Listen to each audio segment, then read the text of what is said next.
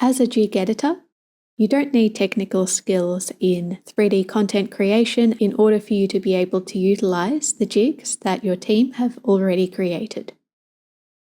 Once the 3D designers who are a part of your team have uploaded these 3D models into JigSpace, you should be able to access them in order to customize that 3D content to match a specific client's needs. Now, in order for you to access these jigs and begin editing them, you just need to log into your account. This will likely start off as empty, but once you go into the Team Jig section, you should be able to access all of the jigs that your 3D engineers have been able to upload. Now, if I select this jig here, you'll see that we currently have this jig available to save as a copy. So I'm going to save that out. And once I've done this, when I go back to the My Jig section, you can see that I now have this copy available for me to begin customizing for our new purpose. So I'm going to click on this and jump into Edit This Jig. So we've loaded up inside of the Jig workshop. This is a 3D space where we're able to edit these 3D models and create these instructional jigs. Now, for those of you who might not be familiar with our control scheme, you just need to press and hold down the right mouse button in order to move yourself around the scene. If you press and hold down the left mouse button while holding down the space bar, you can also pan yourself around the scene, and you can zoom in and zoom out using the mouse scroll wheel. So a lot of our controls are mouse operated, and this is how we navigate ourselves around this 3D space. So to start off with, we have our 3D models within our scene, and we have our jig instructions. Now, if you look at the top of our scene, we have our jig timeline, and as I step through the different steps of our jig, you can see we have instructions about how to safely operate this particular turnstile system. Now, rather than starting off from a completely blank jig, something that we can do in order to speed along our update to this particular jig is I'm going to start off by deleting a couple of the steps at the top of our scene. This is because we're going to be starting reasonably fresh from about step 1 or step 2, and we're going to go over the update of these models and instructions at that particular point. So in order for me to remove some of these later steps, I just need to go to the top of my screen and click on the Edit Steps tool. And I'm then able to click on these X's to remove the steps from our jig. So now I just have step 1, step 2, and step 3. This seems like a pretty good base to start off with. Now, one of the advantages of working with a jig that has already been created by a member of your team is because we already have those consistent branding, colours and materials applied to our 3D models. They're already positioned and potentially animated within our scene. Now, if you have any extra 3D models that you'll no longer need, something you can do is delete those from your scene. So in order to edit the 3D models in your scene, you just need to click on them, and you're then able to edit them using the Jig toolbar, which I have on the right-hand side of my screen. Now, if this is your first time logging into Jig, the toolbar will likely be free-floating. This just means that it's connected to the 3D object in your scene, and as you move around your scene, that's going to remain attached to that 3D model. Now, I personally prefer to have it on the right-hand side, so I'm just going to go to the bottom of my toolbar and press the Pin tool, and that's just going to set it up on the right-hand side. I personally find this gives me more real estate within my screen to work with, but it's up to you how you want this set up.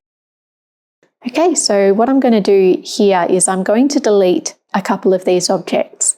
We currently have these 2 buttons. We've got accepted and declined for showing off those 2 different scenarios when someone scans their keycard into the turnstile system. So in order for me to do that, I'm going to select my object. I then have the option to delete on the right-hand side, But another thing I could choose to do is by pressing and holding down Shift and selecting another object in my scene, I'm able to add that object to my selection group. So now I'm able to edit both of these objects at the same time. Now, if I've selected too many objects, for example, if I selected this top card, in order to remove it from my selection, I just need to continue holding Shift and click on that object again, and that's just going to be removed from my selection group. So with both of these objects selected, I'm then going to go to the Delete tool, and I'll press Delete. Now it's worth noting I have deleted those two objects on this particular step of my timeline, on step 1, but I haven't actually made that change on step 2 or step 3 yet. So if I go to step 2, you can see those two objects are still visible. In order for me to fully remove them from my jig, I just need to make sure that when I have them selected, rather than just hitting the Delete tool, what I'm going to do is press and hold on this tool, and the Replicate menu will open up. You can see we now have some additional features available here. We also have this little pop-up letting us know that we can select attributes to replicate. And what this menu allows us to do is any of the attributes inside of our jig toolbar, for example, our position, our rotation, our scale, and our colors and materials, all of these different attributes can be copied from one step to another in our jig timeline. So in this particular case, because I want to remove these two objects from my entire jig, I'm going to make sure I have the Delete tool selected. You can see it's got that highlight. Really, you're able to select as many of these as you want, unless you're deleting an object, because that's going to remove them from our scene. So with this Delete tool highlighted, I'm then going to select to remove these objects from all the steps in my jig. And once that's been applied to all of our steps, when I go to step 3 of our jig, you can see that those objects are no longer visible. So once I've done this, I can then begin adding in my instructions for this particular jig. Now, as a part of our service instructions, something that in this scenario we've sent out is a system update guide. Now, this is just a sheet going through both the engineer qualifications, the equipment they'll need on site in order to perform this service, as well as some step-by-step instructions on how to perform this service. So we're going to be converting this information that we have in this sheet into an easy-to-follow 3D presentation. The advantages of this is we'll actually be able to show people the particular model we're working on so that they're familiar with how this will look, as well as go over the different steps one at a time that they're able to fill out themselves. So to start off with, I'm going to copy some of the instructions we have here, just updating them on the current task they'll be working with. So I'm going to copy and paste these instructions into our jig. Now you can see we currently have an introductory step on step 1, but as this is no longer a user guide, we're going to be using this to specifically write our instructions to the service engineers. Now it's worth noting that formatting inside of documents can sometimes come out a little strange when bringing them into the Jig workshop. If I just press the backspace button a couple of times, that's just going to reformat my text so I can lay that out a bit more cleanly within the Jig workshop. So now we have our introduction, letting our service engineers know what they're going to be working on today. Now on step 2, I'd like to discuss the qualifications involved. Now it's worth noting we do also have this object in our scene. I don't particularly want this showing at this time. We will want to go over the scanning information later on. So rather than delete this object from my scene, I might just choose to make that transparent. Now that's just going to remain transparent within our scene, and I'll be able to click on this and edit it later. Now on this step of our jig, I'd like to copy and paste some of our service engineer's qualification information. And again, I'm just going to press backspace just to realign that text. And this is just going to let our service engineers know what qualifications they need to have completed in our operating system in order to make these repairs. And then on step 3, I'm going to be adding in some new information. Now you might have noticed there's a bit of a change happening on step 3. This is because these were a part of the old user guides. We've got the correct answer flashing here. So in order for me to quickly move ahead, rather than having to edit the different animations, I might just delete this particular step. So something you may have noticed I just did there, I pressed and held on the step in question in order to activate our edit tool. So that's something you can also do. I'm going to delete that object from my scene, and then with step 2 selected, I'm going to add a new step into my scene. Now, one of the advantages of this is any step that you have selected, when you add a new step, will be a copy of that particular step. So this new step, my step 3, is an exact copy of step 2. Given that I'm still in the instructional phase of this particular jig, that's exactly what I need to be on at this stage. Now on step 3, you may have noticed in our system update manual, we have equipment requirements. Now something that I already have prepared is an image that I can bring in that will go over those particular requirements. So I'm actually going to bring in a new image card into my scene. To do that, I'm going to the Add Content menu. I'll then go to Image and Video,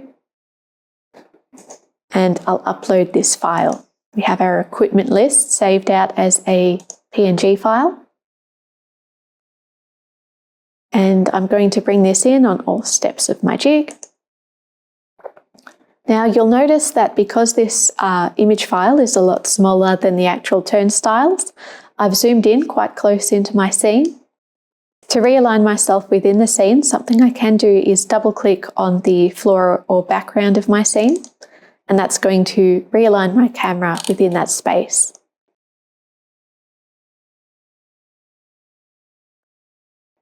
Now something I'd like to do here is I'd like to align the title card that I have within my scene with the equipment list that I have here.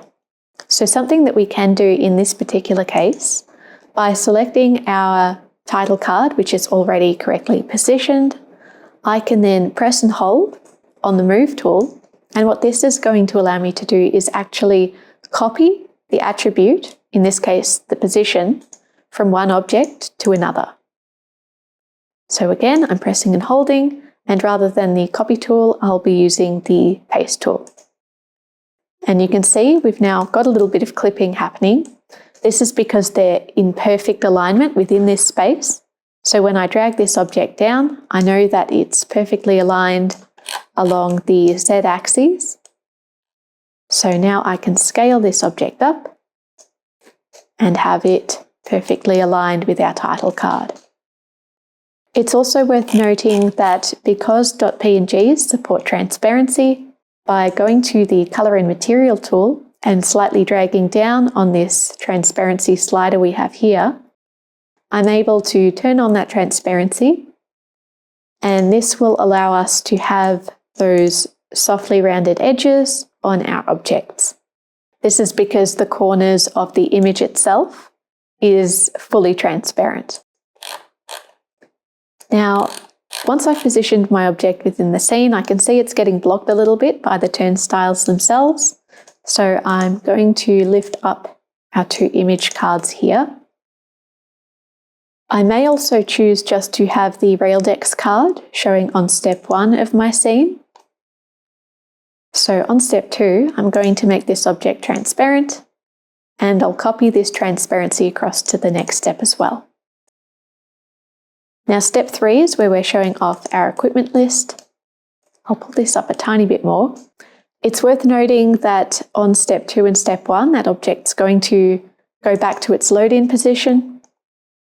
So in order to have that positional fade-in that I want to achieve with this particular card, I'm going to press and hold to copy all of the top 4 attributes.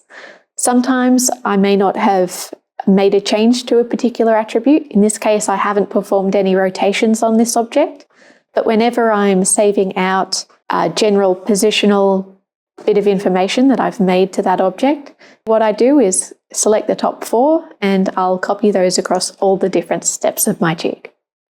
The reason being, it's just easy to quickly select the top 4 and then make my edits. So on step 2, where I want this object to be hidden, I'm going to pull this object back. I'm then going to make it transparent, and I'll copy these 2 changes across to step 1 as well. So I've performed some pretty basic animations across the jig so far. I have step 1 where I've got the introductory title card. I've got step 2 where that fades out, and in my instructions, I'm going over the different qualifications that our service engineer will need. And then on step 3, I have the fade in of our equipment list. So I have the basic step changes that I want so far. Something I would recommend doing throughout the creation process is remember to save your jig and update any changes that you've made. So I've got the introductory steps completed as a part of this jig. Next, I'm going to go into the actual on-site manual operations.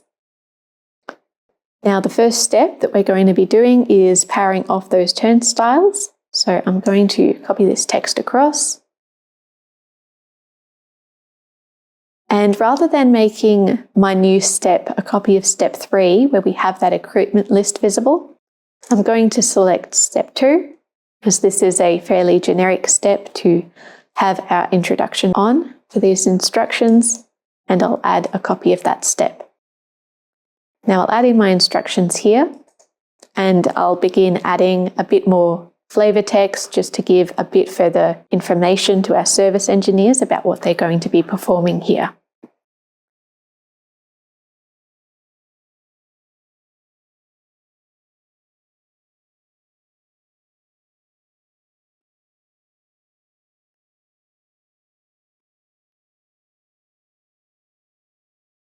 So you can see I've added a bit more information at this point. I'm giving them the instructions that they'll need in order to turn off these turnstiles. Now I mention a company tablet. Because there are a number of different assets we'll be working with in this particular tutorial, in order for me to bring in these further assets, like I did when bringing in the image card on step 3, I'm going to go to the Add Content menu. And we have the option to import CAD files straight into a scene, but because we already have the marketing completed for this particular project, I can go into the model library, and this library actually contains some assets that have been saved in the team object library by our team that we're able to bring in and use. So to start off with, I'm going to bring in our work tablet. Now you can see we've got some information about who uploaded it, when it was uploaded, and this can just be very useful in helping you track down if this is the wrong model, if there have been any updates to the type of devices we're working with. It's very easy for you to reach out to the person who likely has those files and ask if they can perform any updates to these models. Now, because I have multiple steps as a part of my jig timeline, it is asking me if I would like to bring this object in on all the steps of my jig. Generally, I recommend bringing in on all steps. The reason being is you can just have this object transparent on step 3, and I could copy this transparency across to all previous steps. And this will just create the effect of the object fading into view on step 4. So if I lift this up and slide this forward, now we have a nice fade in transition for that particular company tablet. Another thing I can do on this step to further emphasize the tablet is by selecting my model and swapping into sub-object mode, I can select the screen and add in a label. This can just further emphasize that this is the main focus of this particular step, and it lets them know that rather than interacting with the 3D models that we have within our scene, the actual turnstiles, our service engineers are going to be working primarily on the tablet in order to connect wirelessly between the two devices. Now I might also add some tilt just to make this feel like someone's actually working with this particular 3D model. So they're going to be using this tablet in order to power off the machine. So on the next step of my jig, and I'm going to make a copy of step 4, I'm going to show these turnstile gates being powered down. Now the main feedback that a user will be getting from the turnstile is whether the lights have been turned on or not. So in order for me to show that these have turned off, I'm going to select my model and I'll swap into sub-object mode, which allows me to edit the individual components that make up our 3D model. And in this case, I'm going to select the light up elements within my scene. And with those 3 objects selected, I'm going to go to our color palette and I'm going to use the eyedropper tool to copy the color and material of these outer lights. Because the outsides of the gates haven't been customized to allow for the internal gate system, their lights are always turned off. So now you can see how this model will look when completely powered down. And I'm going to do the same on the right-hand side as well. And again, I'm going to my color and material tool, and I'm going to copy the color and material of these outside lights. So once I've completed this, I might also turn off my label, as that's drawing a lot of focus from the scene. Now here I'm just going to discuss the feedback that we've got from the machine itself.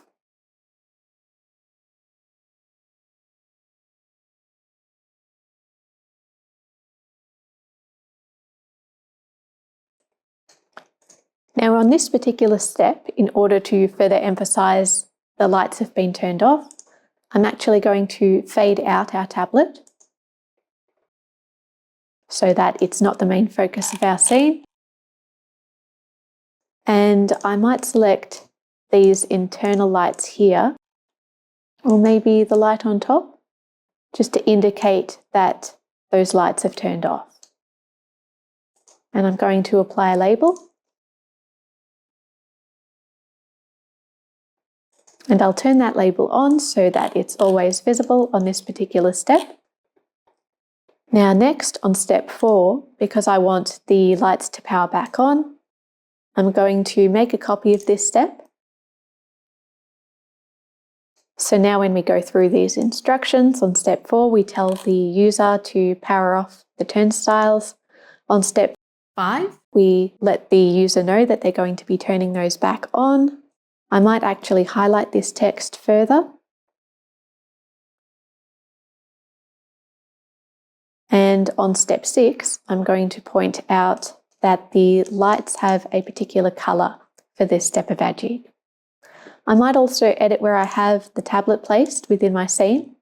On step 4, I'm happy with it being in the foreground, but rather than fully fading it out on this step, I might have it visible and I might just move it aside so that it's no longer blocking our view. Now I'll copy that position across to step 6 as well.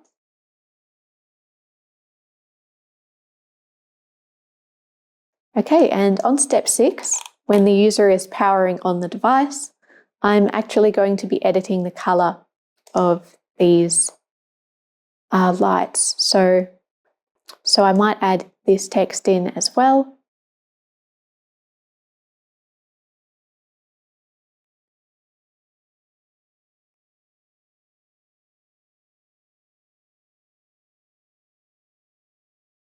I'm also going to copy this text in here as it seems important.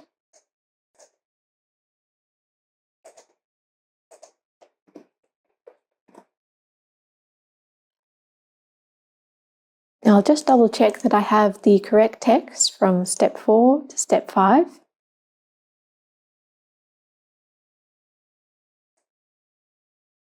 I'll just add some further information here.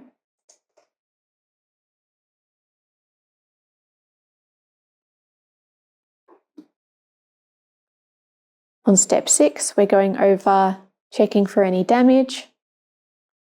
So rather than having this lighting up, I actually want to have the colours remaining the same as seen in this step.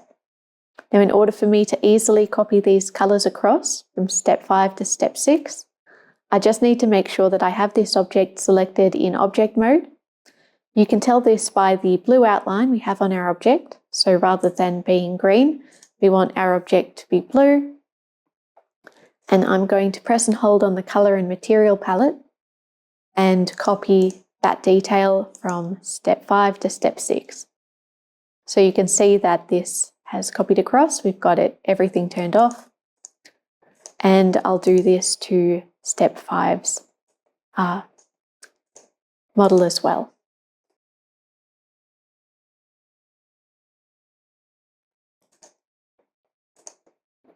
Now I'm also going to edit the label on this particular step.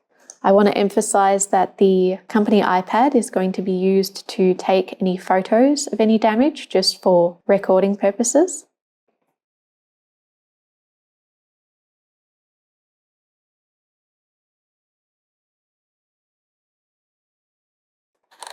Okay, so I'm going to add another step into my jig. On step 7, we're going to have the turnstiles booting up. So I'll turn off this label and I'll begin adding in the lighting information for the glowing elements of our machine.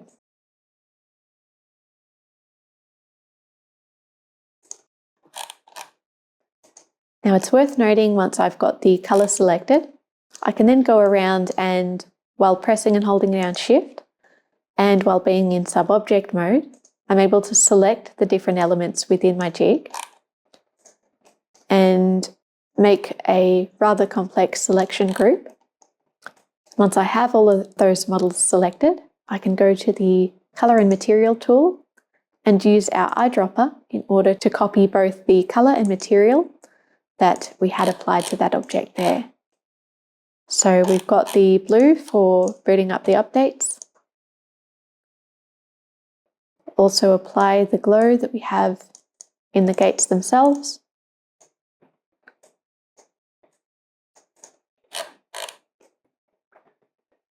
Okay, and I'll go back to our instructions and scroll down to the next page. And I'll copy these instructions across.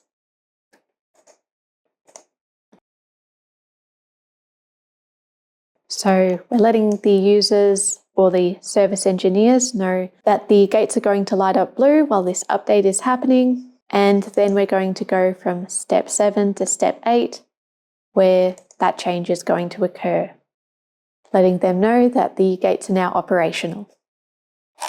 So in order for me to copy the colours and materials across, something I can do is go to step 1 of my jig, and in object mode, I'm going to select my colour and I'll copy this attribute across from step 1 to step 8. And because this object is a duplicate of this one here, I should be able to paste that there as well. So we have the full process of the update happening as a part of this jig. We go over the different steps of the service process, and on the final step of our jig, everything's looking correct. The final thing we need to do, or we need to instruct our service engineers to do, is perform a simple test to make sure that the scanners are working correctly. So on this step, step 9, I'm going to hide our tablet as that's no longer going to be needed, and I'm going to load in a new object. In this case, it's going to be our company key card. So I'll import that on all steps of my jig. And once again, to realign myself within this scene, I just need to double click on the floor, and that's going to bounce me up. Now we do have this scrolling arrow from the previous jig, but I think I will actually be using this a little further on in my jig. So I'll just leave that where it is for now. And I'll bring up my key card. I might also shrink it down a little bit. It's a bit large within my scene. And I want 2 of these key cards. So I have one here. I'm then going to use our duplicate object tool, and I'll place this one here. Now you can see that we have the option to apply to the other steps of my jig.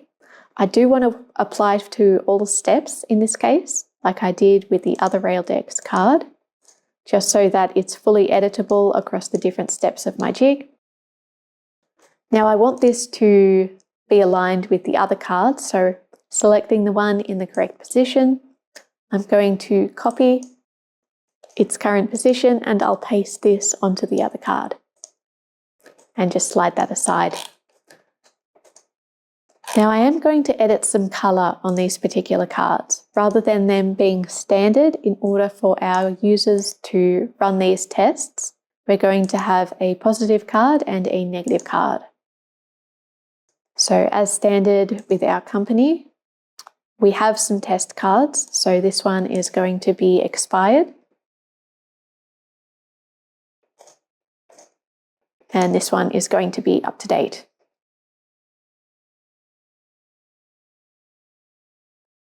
And I'll have those 2 labels turned on so that our operation service engineers will know which one they're working with. So jumping back into our instruction manual, we need to perform 2 checks. Once the correct results have been achieved, we need to check that the gate scanners are operating correctly. So I'm going to copy this instructional text into my jig. I'll add another step. And we're going to be working with the expired access pass.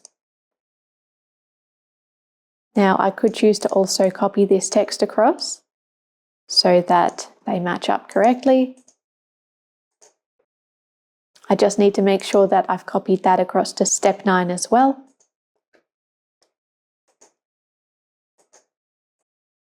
And again, you can also choose, rather than copy and pasting the text, you could choose to press and hold and copy this label from step 9 to step 10. Now, because we're starting off with the expired access pass, I'm going to select this object and I'll make it transparent as it's no longer the focus of my scene. I do need to remember to turn off that label though, because that's going to remain visible within my scene. So now we have the expired access pass, and we're going to be scanning that on this step of our jig. Now it's a little bit big, so I'll scale that down a tad and hold this above our machine. Now at this point, I'd say it's worth selecting the object that we had hidden and making it visible so we can see that that Wi-Fi is active on this particular step.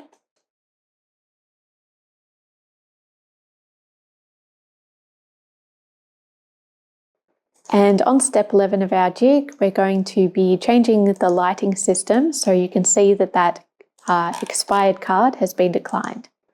So I'll be selecting the 2 glowing elements and I'll be copying the color from the red version, just to let people know that that's been declined.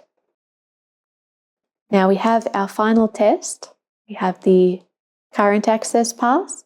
So I'll copy this across, and like we did with the other, I'm going to select my object. I'll pull it aside and make it transparent.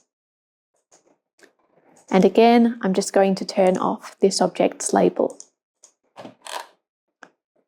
And again, I'll be moving this into position just to test out that it's working. Now, if I want perfect symmetry across these two steps, I could go to step 11 and selecting my object, I'll copy the scale and position to the other card on this particular step. Now I'm going to select our Wi-Fi effect and turn that on. And on step 14, we're going to show that this has been successful by editing the color of the internal lights here. I'm also going to apply that color change to the door lights as well.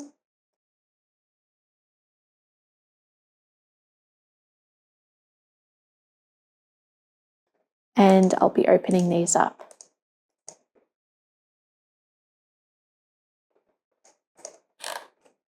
And on this particular step, I am going to turn on this arrow that we had within our scene. I might make it semi-transparent, it's a bit bright. And I'll slide this forward within my scene.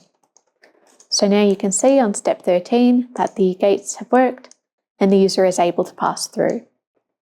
Now I just need to make sure that I have the text across these different steps. I'll just copy and separate some of this text.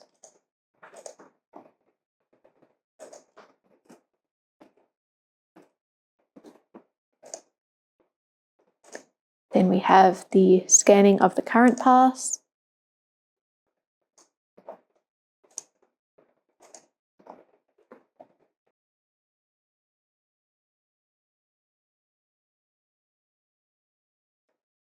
And I'll copy this text to the different step of my jig.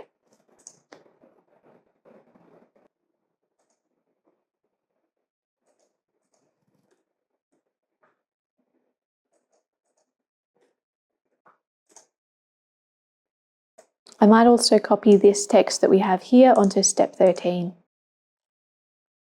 So at this point, we have some pretty clear instructions.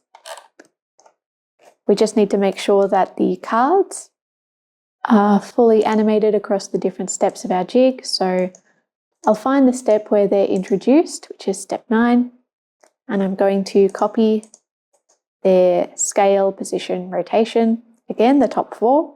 I'll copy them to our previous step. Then I'll just slide them down, make them transparent, and copy those 2 changes to the previous steps. So now we have our step 1, step 2, step 3, where we discuss our equipment. Step 4, we're introducing the company tablet. Step 5, we're going over the powering off and powering on of the machines themselves. On step 6, we go over checking for any damage to the turnstiles themselves. On step 8, once things have turned on and the colors are restored, we're going to go through testing of the scanners. So we start off with the expired pass and make sure that that is going to prevent users, and check the current pass and make sure that that is going to be fully operational. So you can see how we've transformed what was initially a basic user guide into a full system repair update, and you can see how we've utilized these 3D models to provide very clear instructions of how these service engineers are going to go through and check that these updates have all been run successfully. So once we've completed the jig, I'm going to save this. And what we're going to want to do is share this jig with our staff, our employees. So we have our share options in the top right-hand corner. Now you could choose to share the jig via a shareable link. You can copy this link and paste it in an email to the service engineers. You could also put this in an email using a QR code. They just need to scan it in order to bring up these instructions. You can also choose to embed the jig itself inside of a website. You should be able to embed this inside of those LMSs. You just need to copy that embed code and save that inside of the HTML. Finally, we do have the ability to share jigs with the entire team. By turning this on, everyone who's a part of your company tenant will have access to this particular jig inside of their own account. You can also allow resharing so that different managers who have access to Jig are able to then save out their own shareable links and dispense those amongst service engineers and repair teams. So now that I've saved this out, another thing you could also consider doing, if I go to the Jig information panel and scroll down, we do also have the ability to allow others to copy this jig.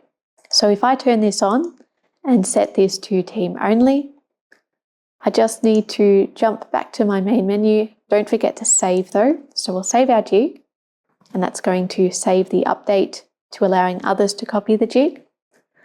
And by doing this, it's going to mean that because we've already shared this jig inside of Team Jigs, so that different members of our company now have access to this particular jig, by allowing others to save a copy, they're going to be able to save a copy of this jig into their own account and further customize on the jig that we've created in order to match up with a particular client's project, or if there are any problems with any system updates, they could actually save out a copy of this jig and update the repair instructions so that they can go over any missing steps that may need to be done in order to ensure that the updates go through successfully.